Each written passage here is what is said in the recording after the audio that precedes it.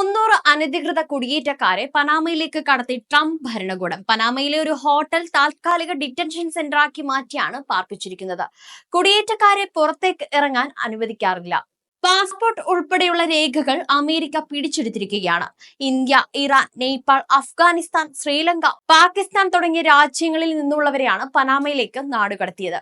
ഇവരിൽ ചിലരെ അതാത് രാജ്യങ്ങളിലേക്ക് അമേരിക്കയ്ക്ക് നേരിട്ട് അയക്കാൻ സാധിക്കാത്തതിനെ തുടർന്നാണ് എല്ലാവരെയും ഒരുമിച്ച് നാട് കടത്തിയത്. ഡിറ്റൻഷൻ സെന്ററിൽ കഴിയുന്നവർക്ക് അന്താരാഷ്ട്ര സംഘടനകളുടെ സഹായത്തോടെ സ്വന്തം രാജ്യത്തേക്ക് മടങ്ങിപ്പോകുവാൻ സൗകര്യമൊരുക്കും.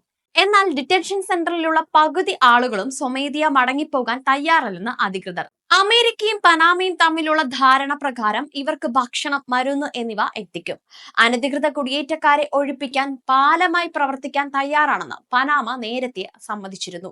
ചെലവുകൾ വഹിക്കുക അമേരിക്കയും. സമാനമായ ധാരണ അമേരിക്ക കോസ്റ്റാറിക്കയുമായും നടപ്പാക്കിയിട്ടുണ്ട്. ഉടൻ തന്നെ കോസ്റ്റാറിക്കയിലേക്കും അനധികൃത കുടിയേറ്റക്കാരെ അമേരിക്ക ഇന്ന് നാടുകടത്തും.